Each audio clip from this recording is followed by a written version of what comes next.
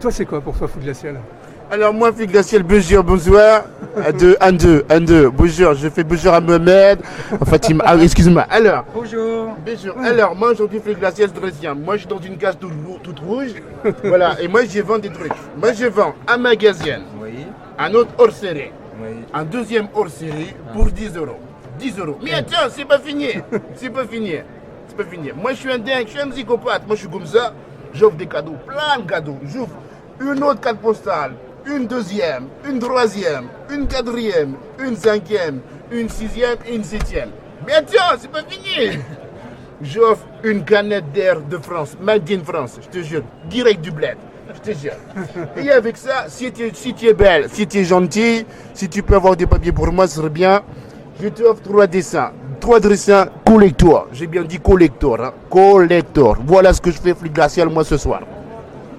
Merci. Je vous en prie.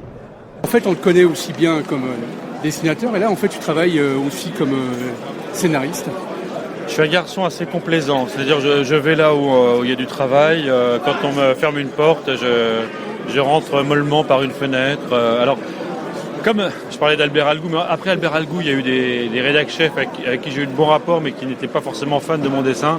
Donc c'est là que j'ai commencé, bon an mal an, à faire du scénar, pour rester en piste, et puis j'y ai pris goût. Au départ, j'étais plutôt amateur de format très court, un cartoon, un strip, puis j'ai commencé à faire de la BD d'une page ou deux tout seul, et ensuite j'ai commencé à faire des scénars un peu plus longs. Je crois que c'est avec Denis Robert, en fait, que sur l'affaire des affaires, qui n'est pas du tout une BD drôle, que j'ai commencé à m'atteler un scénar de 200 pages. Et là, c'était vraiment une nouvelle vie pour moi, sur le scénario au long cours. Et puis, qui a vraiment un autre métier, quoi. Mais là, vous avez fait fort avec Julien, justement, une bande dessinée complètement rock, les zombies. Et il est venu me chercher pour mon côté humour. Et la contrainte avec les personnages qu'il me proposait, qui était un groupe de rock qui est une bande de zombies, c'était que je fasse à la fois de l'humour, à la fois du rock, à la fois du zombie. Donc rock, c'est à peu près, humour, c'est à peu près. Par contre, je me suis vraiment documenté sur l'univers de Romero, etc., les films de genre. C'était un gros travail pour moi. Et on te connaît justement aussi avec Manu Larsenet. Ouais. Avec justement du côté de chez Francisque. Alors chez Francisque, c'était un moment où Manu était en train de changer un peu de route, où il commençait à faire... il sortait du combat ordinaire et il allait s'attaquer à Blast. Et ça tombait bien pour lui, cette proposition que je lui faisais, parce qu'il cherchait des tronches et il voulait dessiner des gueules. Et donc ces histoires de comptoir lui permettaient à travers des espèces de récréation, quoi, de chercher les têtes. Pour ma plus grande joie, bien sûr, parce que bosser avec Manu Larsenet, je me retrouvais tout à coup au volant d'une Rolls-Royce, si on peut dire. Et là, en fait, c'est la vérité qui dépasse la fiction, c'est-à-dire que maintenant, il y aura du vin flux glacial.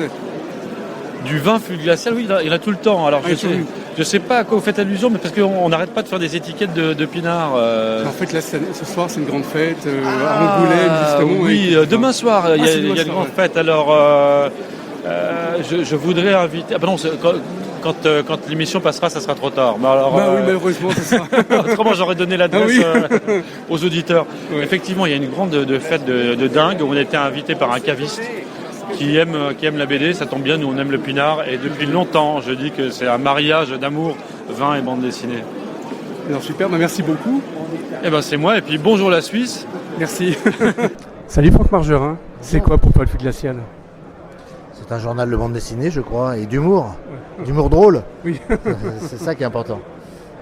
Et puis voilà, quelques piliers, là, le père Jean Solé, qui est quand même un des membres... le créateur.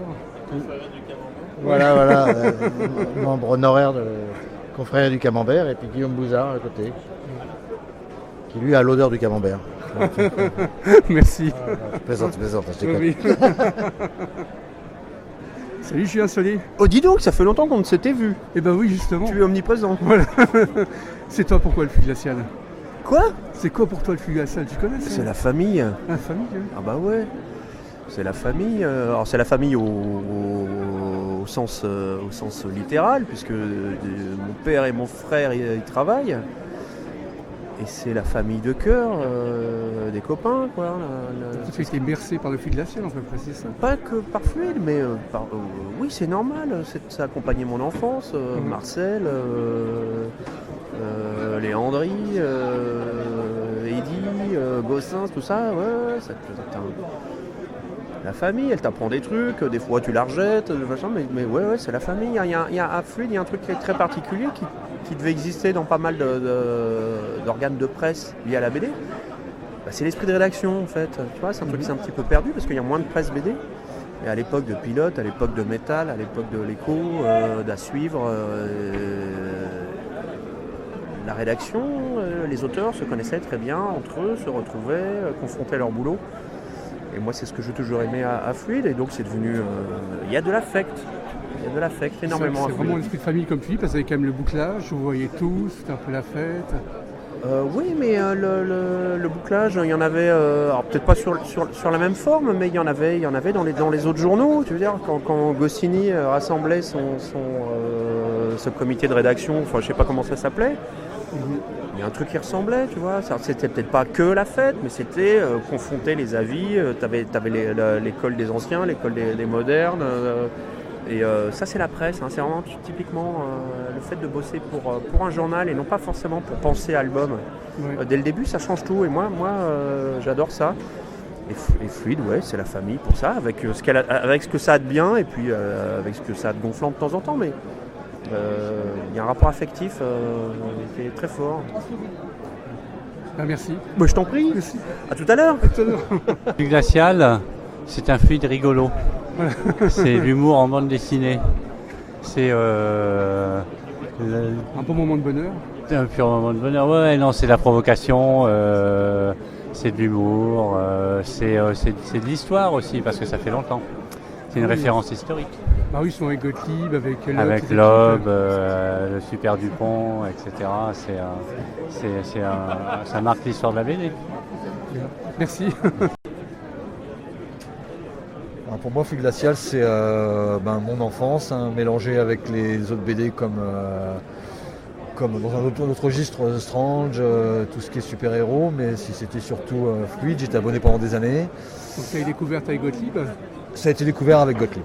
Voilà. Gottlieb, c'était le point de... Et puis après, les plus anciens comme Loeb, Alexis, tous les gens qui ont disparu malheureusement.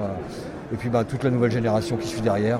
Ça change pas, ça prend pas une ride, c'est toujours aussi génial, quoi. Et toi, tu l'as tous connu ou bien tu... Non, j'ai découvert dans les années, j'ai commencé à lire ça à 14 ans, j'en ai 46.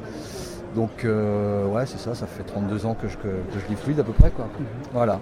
Puis au fur et à mesure, c'est devenu une bande de copains, ça fait ça? Depuis 2 ans maintenant, que ça fait 2 ans que je viens sur Angoulême, comme ça un peu par accident, et puis ils sont comme dans leur magazine, quoi. Ils sont super sympas, ils viennent te voir, ils sont prévenants avec toi, ils n'hésitent pas à te faire un petit dessin même quand il y a plein de monde.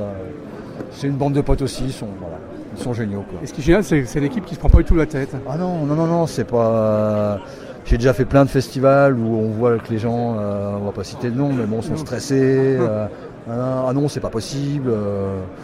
Faut prendre un ticket pour faire ça. Et là, c'est pas du tout pareil, quoi. Ils prennent leur temps. Chaque fois, il y a vraiment un échange avec leur lecteur. Voilà. Merci. C'est une bande d'amis, c'est super. C'est super, pourvu que ça dure.